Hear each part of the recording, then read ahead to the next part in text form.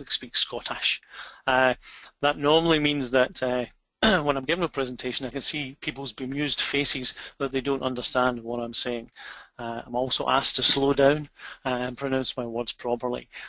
So hopefully by now your ears are all tuned into my Scottishness and hopefully will understand me at the end. But as Sarah said, you have the benefit of it being recorded, so you can rewind and actually teach yourself how to speak and listen to Scottish. So as Sarah said, I put this webinar together in terms of an informational, and essentially it's to help you get started setting up your 3D multicellular tumour spheroids. So the agenda's here, so just to take you through what we're going to talk about today is why you should even consider doing 3D assays at all. I'm going to talk a little bit about trying to clarify some of the confusing and repetitive terminologies that you will see in the various literature that's out there. Then talk a little bit about the multicellular tumour spheroid model, the one that we've chosen and taken forward to produce the screen that we'll talk about at the end of the assay, the end of the webinar. And then we've got current methods for generating these MCTSs, or the multicellular tumour spheroids, and the method that we've chosen, which is the ultra-low attachment U-bottom plates, and some of the benefits you get by using this method. Okay, so why should you even bother with 3D? Well, I'm sure you guys all know, and I'm sure you've seen in literature, there's a vast amount of publications showing you the utility of 3D screening, whether it's more clinically relevant, whether it's more clinically predictive. And here's some data that I'm going to present to you from one of our collaborators. So this comes from Professor Sue Eccles' lab, and a lady called Vinci, and I'm sure you probably read her paper, and a lady called Carol Box created some of this data. So this is from a parental cell line which is Cal27, and these are tongue squamous carcinoma cells. They've produced two cell lines called Cal-S and Cal-R. Cal-S is sensitive and Cal-R is resistant to epidermal growth factor tyrosine kinase inhibitors. So they produced these two cell lines and they wanted to then characterize these cell lines. So they've set up a basic proliferation assay and a growth assay. And what you can see here is that the both cell lines grow exactly the same. There's no difference whatsoever. However, when they decided to characterize it further and put it into an xenograft animal model, you can see that the resistant cell type is far more tumorigenic. So the obvious question is, can the 3D model that we're talking about here predict this in vivo response? And I wouldn't be telling you, presenting this bit of data if it didn't. So independent of the extracellular matrix protein that the cells are put on to do some migration work, you can see that the resistant cell type is far more migratory. And also in terms of growth, you can see that the resistant cell type grows faster. So in terms of the model itself, it predicts the in vivo growth, and more importantly, it predicts the malignancy, so the metastatic activity in terms of migration. So, moving on to the next part, which is to clarify the 3D terminology. So throughout literature, there are several terms that have been used to refer to the culture of well-rounded 3D cancer structures. For example, spheroids, organoids, and spheres. The terms spheroid and sphere are certainly not consistent in terms of throughout literature, and it's certainly critical that we define as a research group or as a scientist what we want to call the model and move forward with it. And within this particular review, they come up with 4 different models that they define, and these are here. So the multicellular tumour spheroid model, which we're going to talk about mainly today, the tumour sphere model, tissue-derived tumour spheres, and organotypic multicellular spheroids. And I'm going to break from tradition and not start at the top, I'm going to start at the bottom. So we'll talk about organotypic multispheroids. So again, throughout literature, if you look in this particular review, they've got a table, and it basically goes through all the various names that people refer to that essentially come into this kind of field or model of OMS, or organotypic multicellular spheroids. And essentially these are generated from primary tissues. I've grouped them together, or I've started at 4 and they moved up to 3, because the tissue-derived tumour spheres again are formed from partial dissociation of tumour tissue. So again, all kind of primary tissues. And then when we move on to the tumour spheres, the model is actually referring to the definition of finding cancer stem cells. So what you actually do in these particular assays is you plate multiple cells. They're plated in media which doesn't have any serum and no growth factors, and you're looking for the formation of multiple spheres. So you're looking for the existence of the cancer stem cell, which fights against the kind of conditions that are there to grow. And then finally, we have the multicellular tumor spheroid. And again, plethora of names that lead to confusion around here. But essentially what this is when you're taking your various cancer cell lines, putting them in various different models and forming these multicellular tumor spheroids. So for the purpose of this webinar, I'm going to do my best and I'm going to try and stick to the nomenclature, which is multicellular tumor spheroids. I hopefully will refer to them as MCTSs as well. And not spheroids and spheres. So this is what I would like to refer to, and I'd like to teach you guys in terms of reading what you read from papers and hopefully take that on board moving forward. Okay, so in terms of in the body, free diffusion of gas and nutrients is approximately 100 microns from your capillaries to your cells.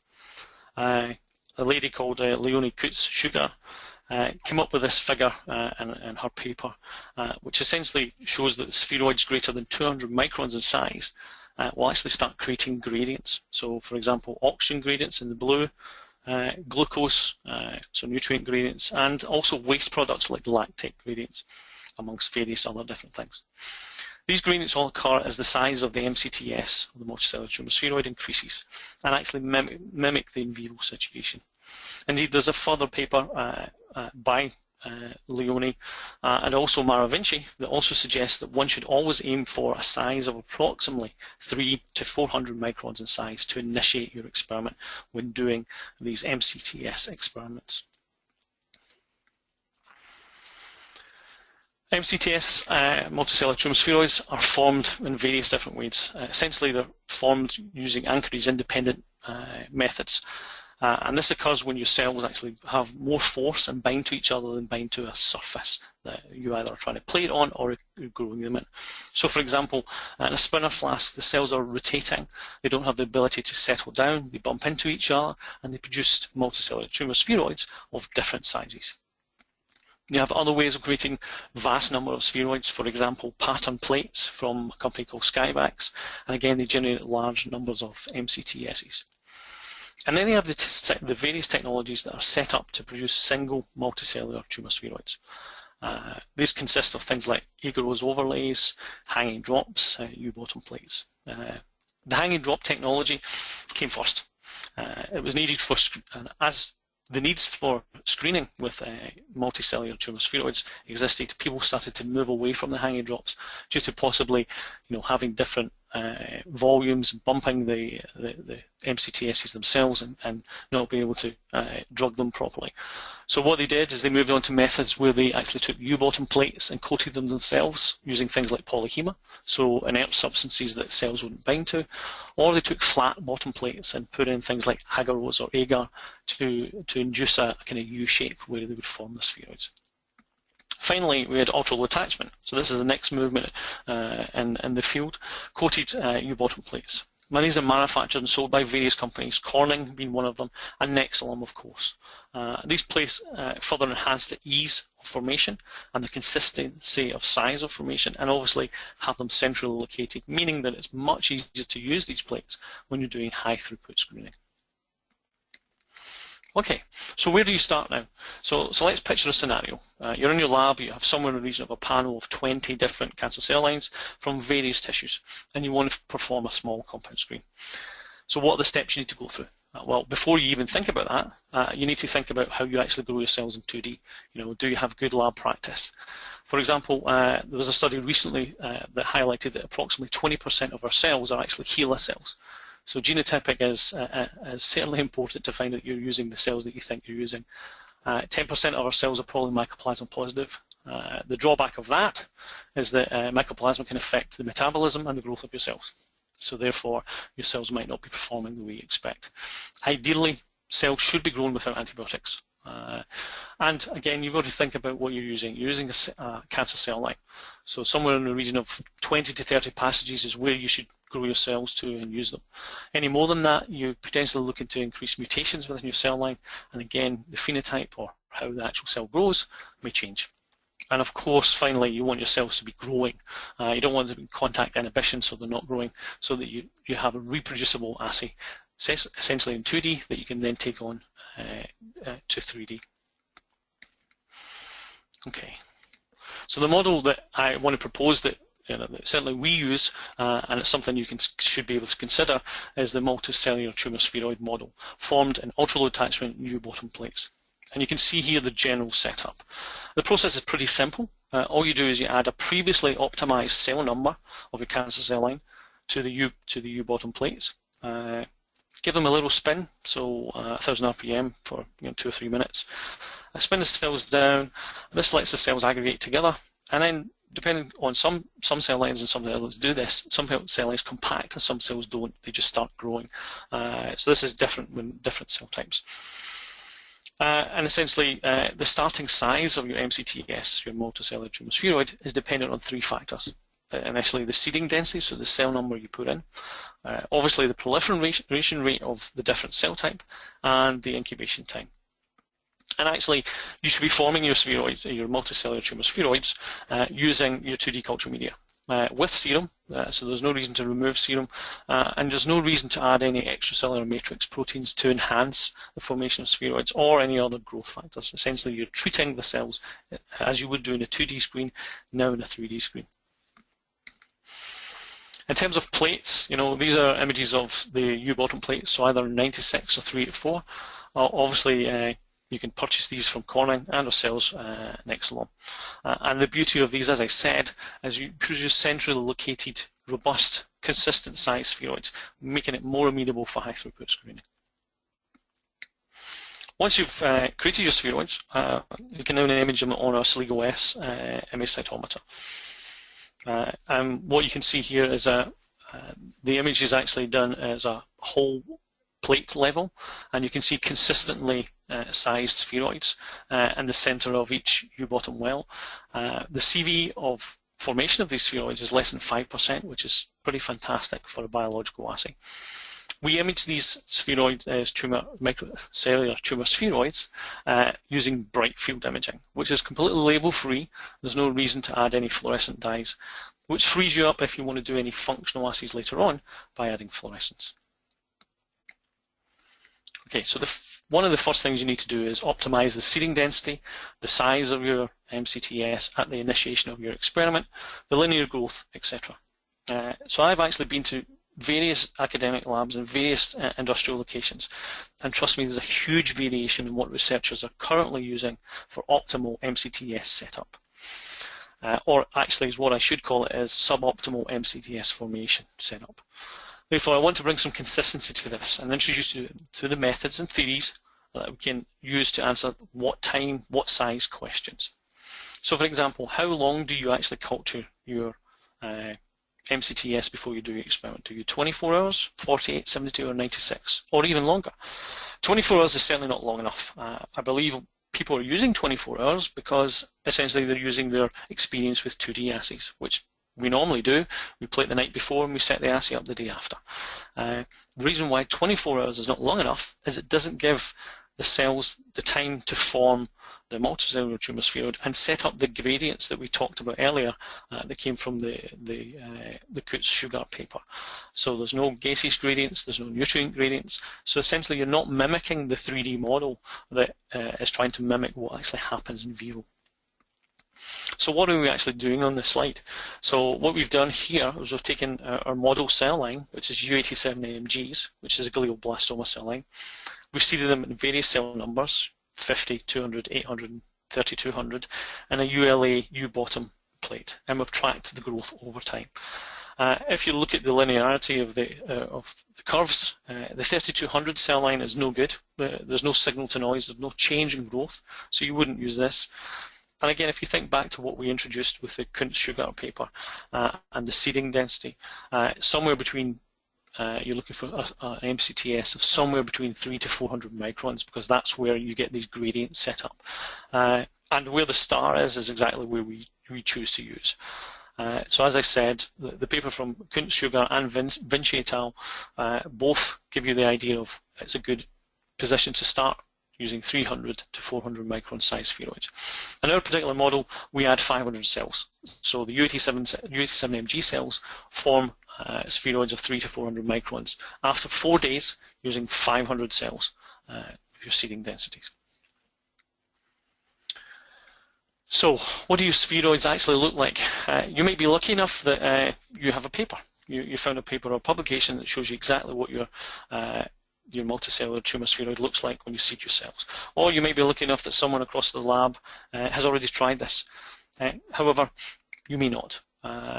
So how do you know what your cells will look like and what's the particular model cell lines you should take forward? So before doing any screen, one needs to evaluate what your chosen model cell line can actually look like. This is actually taken from Vinci's paper in 2012. It introduces a slightly adapted MCTS classification from the original Ivascu model. And what you're seeing here is the U87MG cells forming a tight MCTS, the WM266, which is a melanoma cell line, forming a compact aggregate, and finally the KNS11, which is a lung cell line, which form a loose aggregate.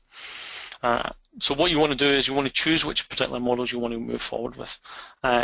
Certainly I wouldn't be using the loose aggregate as a model cell line if I could help it. If you had to use this cell line, there are potential methods that can help allow the spheroid to form more compact and tight MCTSs, and we can talk about that later. However, if I had the choice, I wouldn't be using loose aggregate cell lines. Why? Because essentially they're not forming, again, the gradients. They're not forming a tight, compact structure where your gradients are formed. So they're not going to be clinically predictive and clinically relevant that you're trying to do with this particular model. So on the next two slides, we have various different examples of different cell lines that we have used in the past to see what they look like. And on the KMS11s are the only one here which we wouldn't particularly use. The rest of them are either compact aggregates or tight spheroids. And you can see over time, obviously, you increase in size, and they still keep the kind of similar morphology in terms of tight or compact. And again, the same, looking at the next 4 cell lines, the WM266s started to become a little bit looser at the D12, and the SW620 is maybe something you probably wouldn't look at. But again, what you need to do is characterize your own cell lines, plate them as such for D4 with various different numbers, and track them over time and see where you go from there in terms of what happens. Just in case you haven't got any of what I've said, just in case my fast Scottish or my language hasn't come over, this is the key parameters of our particular multicellular tumour spheroid. So we're looking to initiate spheroids of 3 to 400 microns. We do this by seeding the cells. We're doing a preliminary experiment to see what size of your spheroid is generated using different cells. And again, as I said, all cells have different proliferation rates, so it's essential to do this. How long should you take them to form? We use 96 hours. That's when we get a size of 3 to 400 microns with particularly the U87MG cells, but actually quite a lot of the cell lines that we use we actually get at 4 days. 2 or 3 days is okay, as long as you've got this size, because one assumes that having this size, you will get your gradient set up. And you can perform a preliminary experiment. There are various dyes out there, for example LOX1, which comes again from Skyvax, which is a hypoxic dye, so it picks up a hypoxic core. So this is something that you could use if you wanted to test that, or things like you can do antibody detecting for glucose transferase or glucose detection. But it's essential to set the model up and move forward from here. And again, just referencing these 2 papers where this information is essentially taken from, and we've derived and moved forward with that particular model. Okay, so moving on to the screen that we set up. We've set up 2 different plates, plate A and plate B, and you can see the model of the screen that we've set up. So we've seeded our cells, the U87MG cells, in the U-bottom plates, and we've let them form their multicellular tumour spheroid for 4 days. We then drug them for 3 days, and then we image them every 2nd day up to day 13. Plate A has imaged kinetically, so every 2nd day, and then at the end of the assay at day 13, we have then labelled them with calcium AM and propydium iodide. Calcium AM looking for healthy cells, propydium iodide looking for dead cells, and looking for the health of the multicellular tumour spheroid after the drug has been had its effect on it. And also we did the same with the plate B, same setup, and essentially we've used caspase 37 and Herxt to essentially look for apoptosis. Read time is somewhere in the region of 5 minutes per plate. Can be faster if we use fast mode on the Celigo, down to somewhere in the region of 1 to 2 minutes, which makes it even more amenable for HDS. And then if you use multiple channels, you're looking to be, if it's a 2-channel assay, somewhere in the region of 10 minutes read time for your assay. The plate setup is here, so it's a 384 well plate, and we've used 14 compounds, and we've tested them at 7-point dose response. We don't use the edge, the outer wells of the plate. You do get some kind of edge effects, so we fill them with PBS or standard water. Compound 14 is actually a compound called 17-AAG. That's a positive control for the U87MG cells. So Vinci et al. Has previously shown that that particular drug can actually inhibit the growth of U87MGs. So we have that as a positive control to see that there actually is something happening within your screen. And then we obviously have the vehicle control, or the controls, as a negative control to see that, you know, what your cells should form your multicellular tumour spheroids and what they look like after the growth period within your assay. What we have here is a whole plate image taken on the Celigo.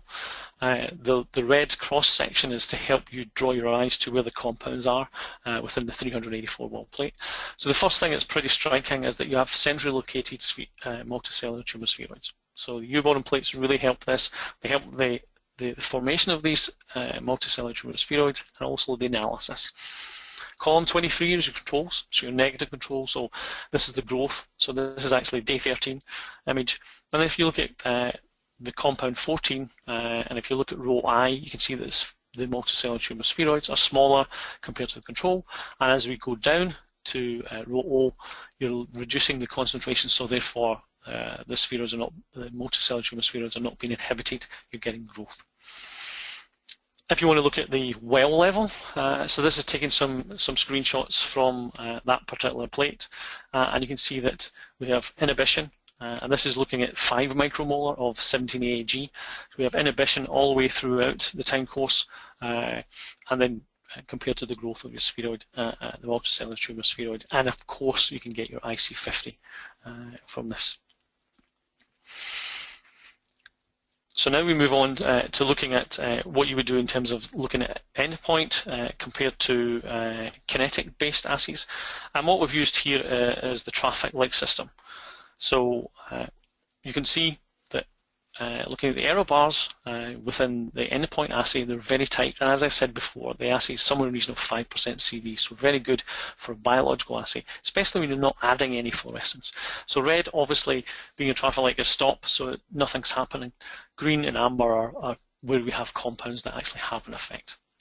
And interestingly enough, one of the main reasons for doing kinetic analysis is you get more information.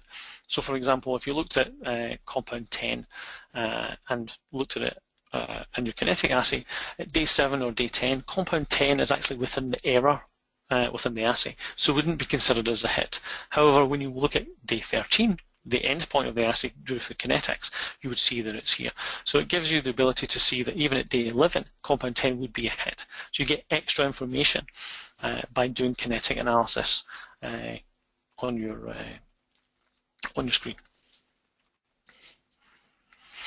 The Celigo itself is not only a bright field imager, so it's not only label free. You can actually do fluorescent-based assays, and there are numerous fluorescent-based assays you can do. We have 4 fluorescent channels, so we have a far red channel, so you can use things like track 7, track 5, Alexa 647.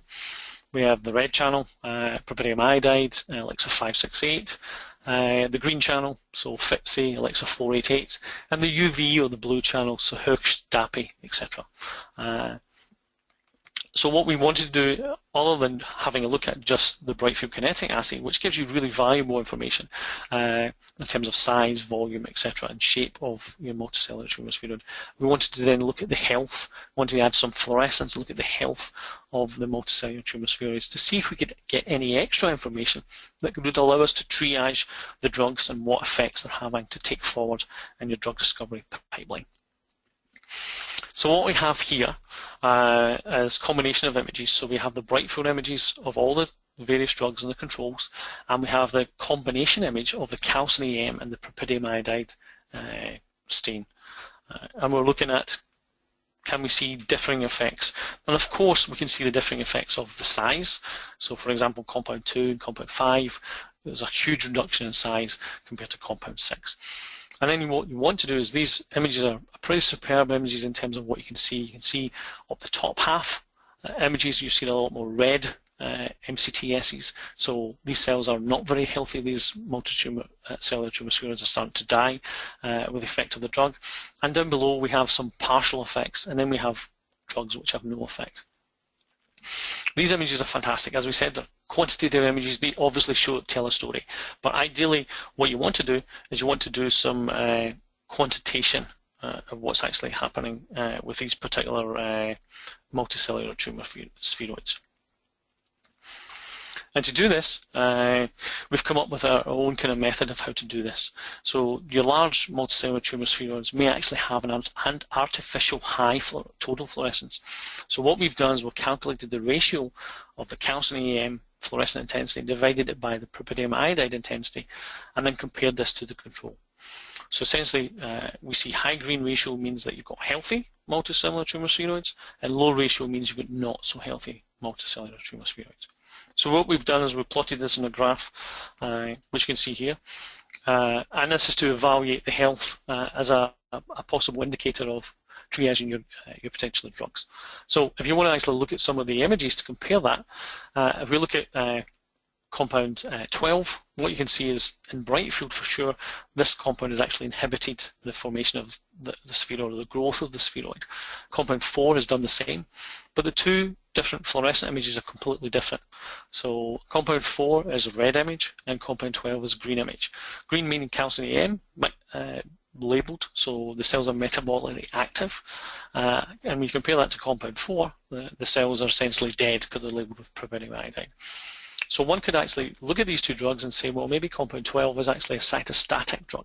So the cells are not growing. They're happy, but they're not growing, whereas compound 4 is a cytotoxic drug.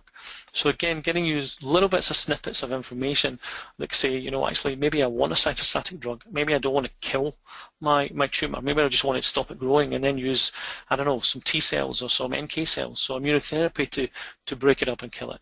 Or maybe I just don't want it to metastasize or move away.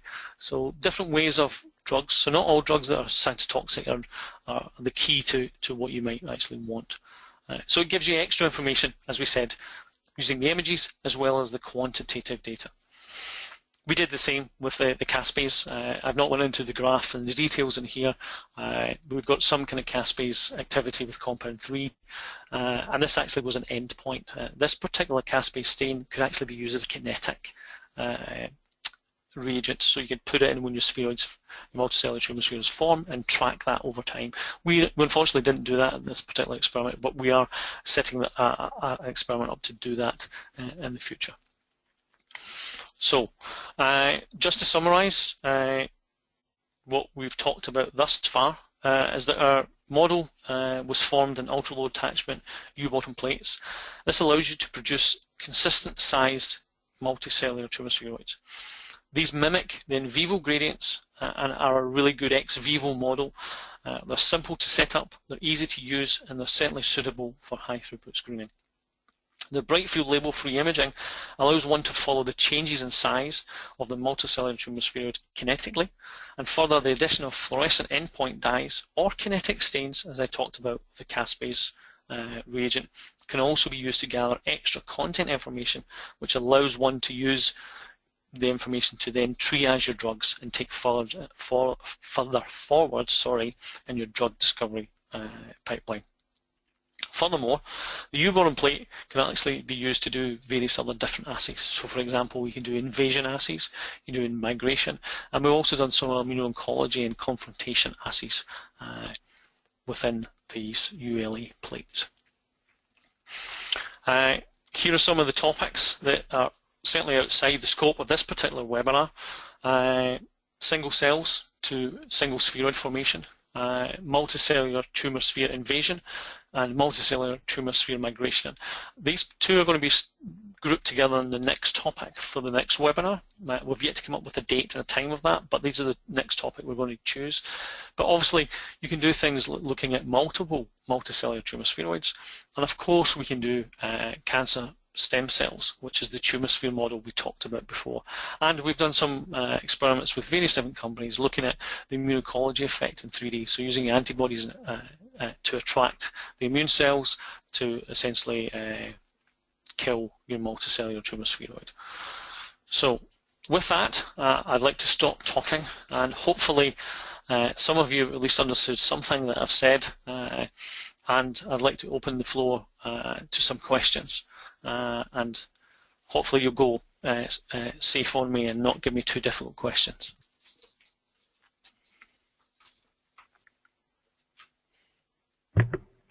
All right, thanks, Scott. No that was a great presentation. So as you can see there on the screen, this is a webinar series where from time to time we'll just present these informational methods webinars. And so our next topic is going to be on 3D migration and invasion. So similar to what Scott presented today in terms of, what's out there now, how could you do it, how can we do it now? So now we'll go and answer some questions that came through as we were presenting the content today.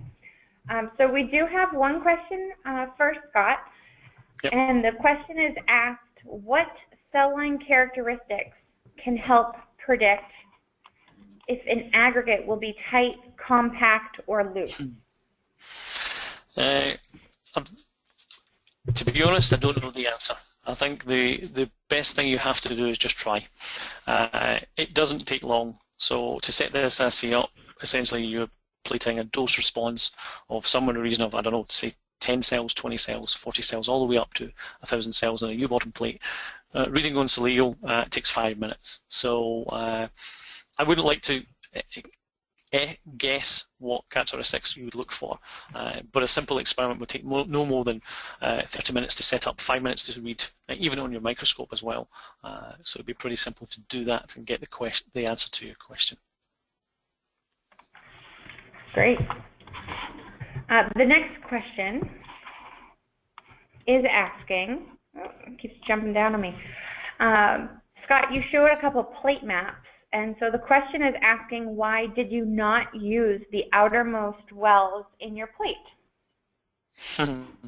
Okay, so my background is actually from high throughput screening with AstraZeneca. So I, particularly myself, in the assays that I've done, I don't see edge effects. Okay. However, there are some plates that do see edge effects. So, for example, if you were using, 1536 well, we're using 12 microliters of volume, or even nanoliters of volume, you can see that they are two edges. So, reason why you could get. We have some customers that use 25 microliters of volume in 384 well plates, and there's slight changes in the growth rate, and we put down to evaporation at the edges. So it's good practice not to do it, and I meet with myself whether I should do it or not, because in my experience I haven't seen it, but it's good practice. So I would suggest that you do that in 384 well plates. 96 is not so much of a difference. 384, 1536, when you get smaller volumes, definitely should consider doing that. Great. So Scott, our next question is asking, does the propydium iodide, does the PI, diffuse into the center of the spheroid? We believe so. There are some, I've seen some studies using high content imaging systems where they see PI all the way into the center.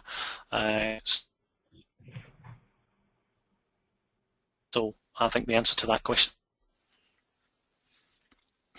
All right. I don't know if anybody else is having a couple little troubles. We broke in and out of us a little bit on that one. The next question is, can you describe the confrontation assay in more detail? It's actually, I can for sure, but there is a confrontation assay in Mara Vinci's seminal paper in 2012 in BMC biology, which looks at basically an embryonic body in a cancer spheroid. You essentially form them separately in U bottom plates, put them together. It's best to have a GFP or a fluorescent signal in one, because what essentially you do, you see your cancer tissue spheroid engulfing or the other way around, or going and penetrating in the tissue spheroid. So I would urge you to look at Mara Vinci's paper, as I said, 2012 BMC. It tells you more about it. But hopefully that was enough to give you information to push you in that direction.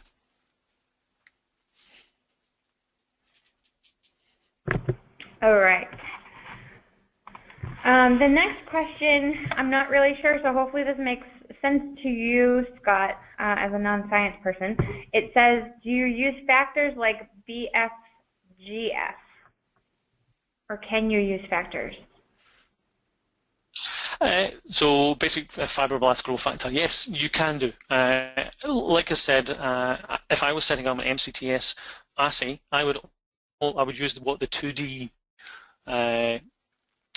media is. So I don't do anything at all. There's no reason to add extracellular matrix proteins or anything cells in and use spheroid form. Okay. The next question for you got a lot, so I hope you have a glass of water next to you. The next question is asking, what was the density, size, and the time recommended for the 384 well plate? Okay, so I obviously spoke too fast. So yeah, so we added 500 cells of U87MGs, and again they will form the 300 to 400 micron size, which brings up the gradients. I think that answered the question, and we take 4 days to form these spheroids. So I think that answered all of those questions in one. Okay, great. The next one is asking, are there ways to convert loose aggregates into true spheres? The relevancy of why you would do this is obviously quite. You can add matrigel. So again, if you go to the Vinci paper in 2012, it will tell you that they are. So 0.25% of matrigel will allow your loose aggregates to form complex aggregates, and they will grow. The reason why I say the relevancy of this is if you then want to do an invasion assay on top of that. So how we perform invasion, and this is a tidbit to what's coming next, is you take your U-bottom plate with your spheroid, which is tight, already formed, and you add your matrigel on top. And then you watch the cells migrate into that matrigel. If you have a loose spheroid and matrigel to it, it will then form a tight. If you then add more matrigel on top to look for invasion, it will no longer invade. Why? Because there's no reason for it to go anywhere, because it stays within the matrigel. So you need to be careful in terms of what you actually want to get out of it. So of course you can add it, and of course you can do that, and if you happen to be studying lung cancer, and the particular cell line that we showed didn't form your tight spheroid, you could add it to it. If it was me doing a screen and I could possibly avoid these cell lines, I would. Because again, you've got to question, is your gradients forming? Is it more relevant? And if you were using your matrigel to allow that to form, you would have to test it again with various different fluorescent dyes, as I said, LOX1 for hypoxia, or antibody binding to find out, do you have gradients? So if I could, I would stay away from them. That's my advice. Okay, great. The next question is, could you please repeat the possible applications for cancer research? Not sure what what that question is alluding to, are we talking about MCTS, so 3D, or 2D? I'll kind of throw both in the mix. So for multicellular tumour spheroids, growth, proliferation, inhibition of that, looking at migration and invasion, because these are metastasis, so it has to migrate and invade to metastasize. I would then look for apoptosis for methodologies of what's happening. And of course, these are all 3D assays. You can do all these assays as well. You can also do cell cycle analysis. We can do things like angiogenesis. We can do migration on the Celigo as well. So these are the caveats of 2D and 3D assays that you would use in oncology or cancer biology. Hopefully that answers your question. Thank you. All right, so our next one has a little bit of a preface. So Raymond's asking, the rationale for using 3D tumor spheroids is to provide an in vitro model that more accurately predicts clinical effectiveness of new experimental treatments. So the question is, in the past approximately 30 years that 3D tumor spheroids have been described, is there an example of a cancer drug that was identified using these 3D models that went on to succeed in clinical trials?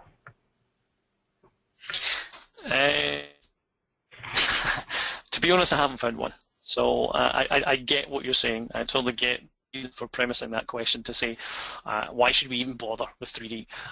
Yeah, and I understand that 1,800 drugs are on the clinic that have been formed in 2D assays. So why should it's the moving it down the pipeline. We're moving to animal studies as quickly as we possibly can. It reduces the amount of animals you use. It becomes more predictive. It's like the organoid assay. It's the same thing. So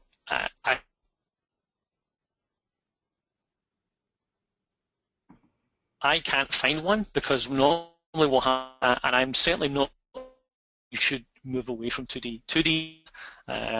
What I'm suggesting is you do both, because what it can do is triage the number of drugs that you might take into the clinic or not, because they'll be more relevantly predictive in the 3D model. So I kind of jumped out of that question, didn't answer it probably the way you wanted to, and we can maybe have a discussion offline if we want to. If the particular person that's asked the question wants to email me, or we can talk offline, as I said. Okay. The next question we have is, do you have any recommendations for primary PDX cells and spheroid generation?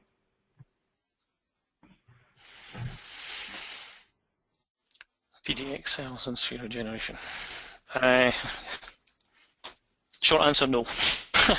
Again, I can do some research into that and get back to the particular person asking the question. Okay. I'm not sure the aim of the question. Is it forming organoids to use as PDX or examples of primary tissues? I'm not 100% sure. Okay. Okay. All right, so the next question is asking, you mentioned that you don't use antibiotics, and they're asking why you would not use antibiotics. Does it have any effect on the spheres? It's not about 3D. It's just general tissue culture. As a rule of thumb, you really shouldn't be growing your cells with antibiotics. You don't know what you're masking in terms of infections that might be there or underlying infections. Your aseptic condition.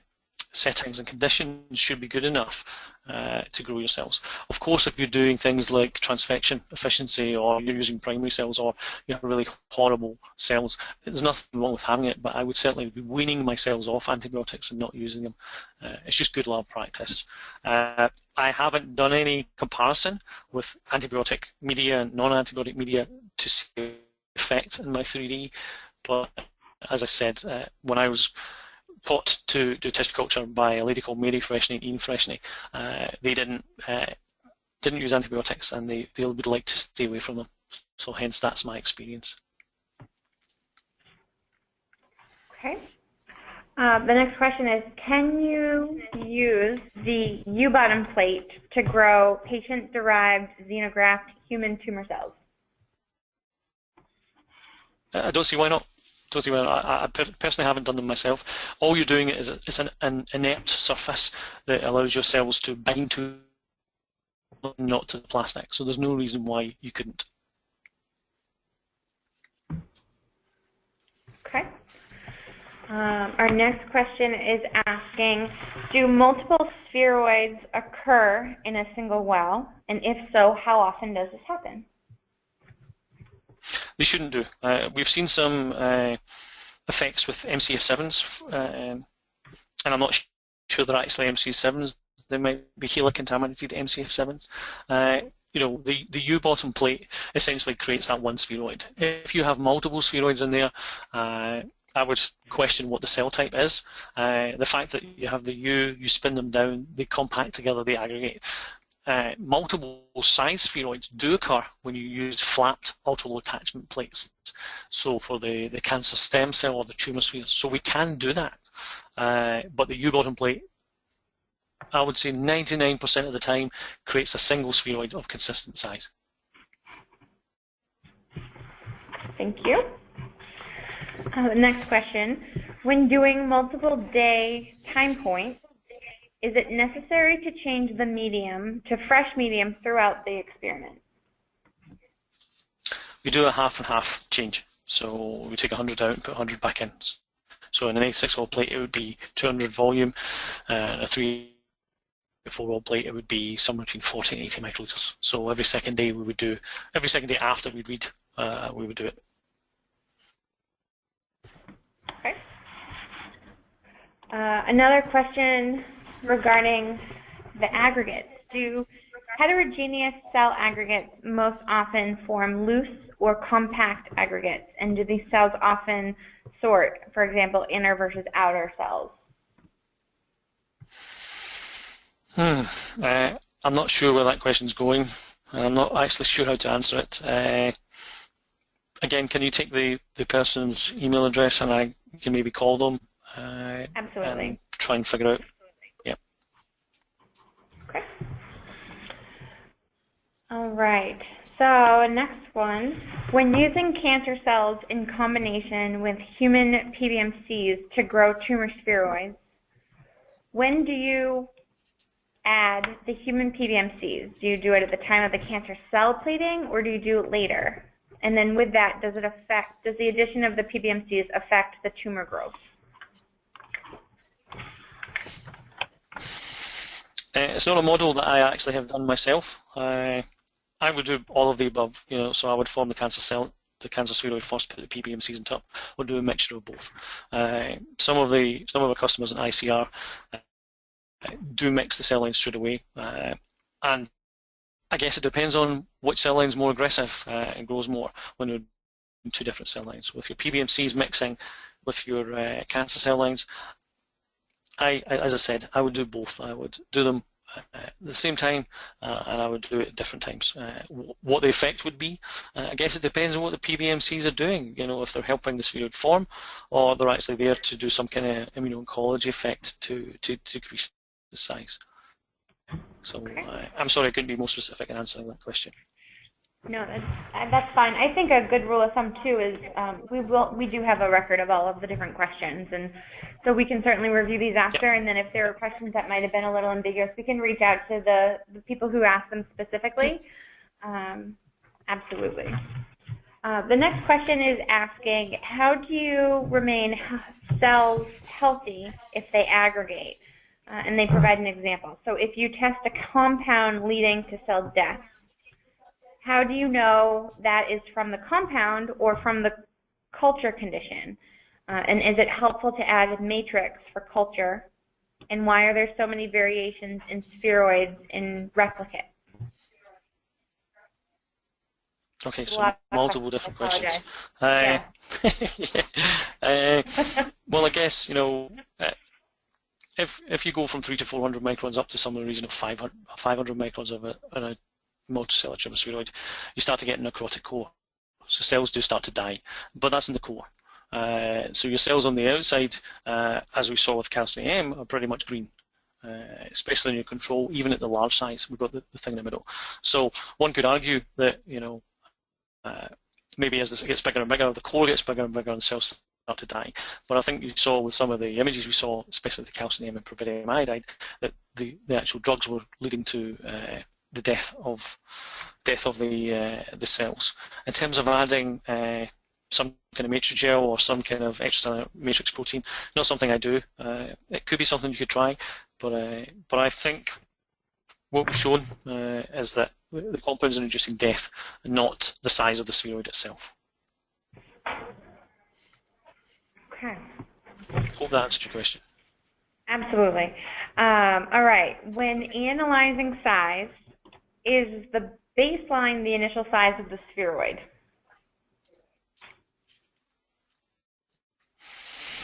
Okay. So ideally, you can do one of two things. You can just see the increase in growth from the baseline of the spheroid to when it becomes bigger, or you could take the size of the spheroid at the end and take the baseline off of that. So you can do both.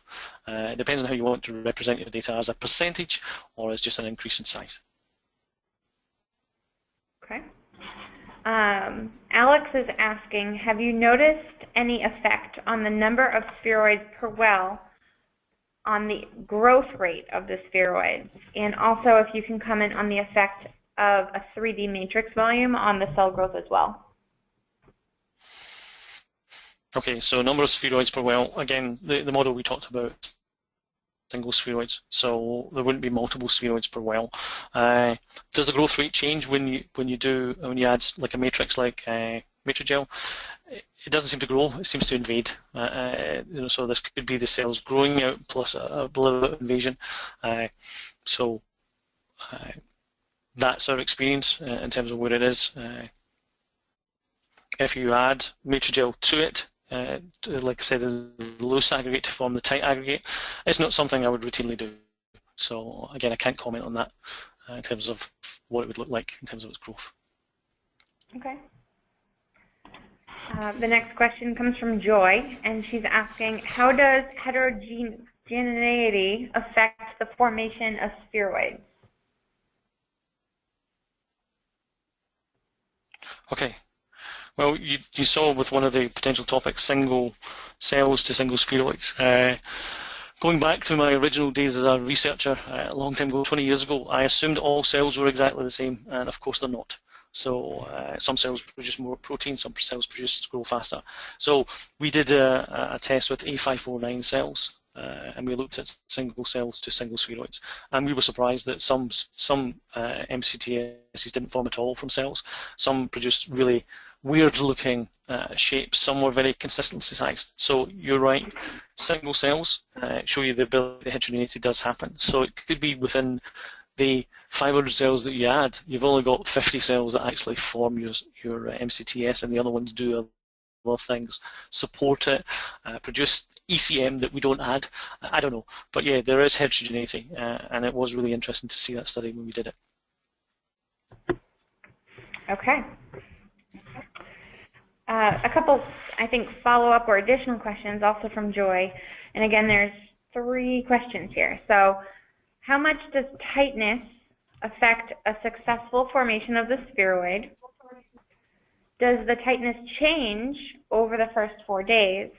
And how early can you tell if it's tight enough? You should try it. You know I was going to say that. Does the tightness change over the 4 days?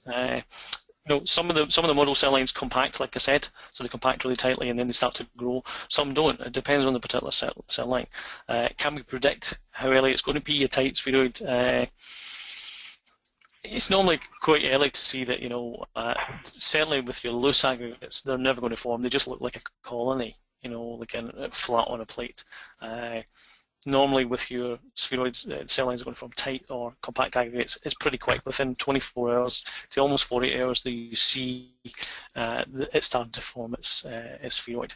But what you would do is the titration experiment. Again, you would add multiple different cells and get more of a feel for that as you went on. So hopefully that answers your 3-tier question. All right. Another question, and we're down to right now the last 2, and I think we've almost reached the max of our session today, so I appreciate everybody's questions. It's fantastic. The next question is, do you believe spheroid culture is a hallmark of cancer stem cells, or is it more optimal in vitro culture conditions for cancer cells? The second one. The second one. So but again, you have to. Yeah, exactly. You have different assays. We didn't discuss the cancer stem cell model, and the cancer stem cell model was multiple different ones. That's not the model we provided here. The reason for doing this model is to provide you with a 3D way of screening. That's really what this model is about. Okay. All right. So next question is, how is the spheroid adhering to your plate? It's not. Spheroid doesn't adhere to the plate. There's an ultra-low attachment coat, which means it doesn't adhere at all. You can let it adhere, if you want to, and that's particularly what we do with the migration assay. But in this particular model, it's not adhering to the plate. Thank you. All right, we have got another one in. John is asking, do you have a method of recovery if a single cell suspension is desired after the assay? Yes. So you have the ability to break up your spheroid. And if you're interested, we have some protocols that we've tried it on, and we can give you these protocols so you can try it yourself. Okay. Another question is, will the spheroid be taken out when you change the medium? No. So that's why you do a half volume change. You're trying to not disturb the spheroid at all. All right. Well, at present, we have worked our... Oh, we have another one. I love this. Fantastic. What is the main difference between growing your multicellular spheroids aggregates and growing spheroids from your individual cells?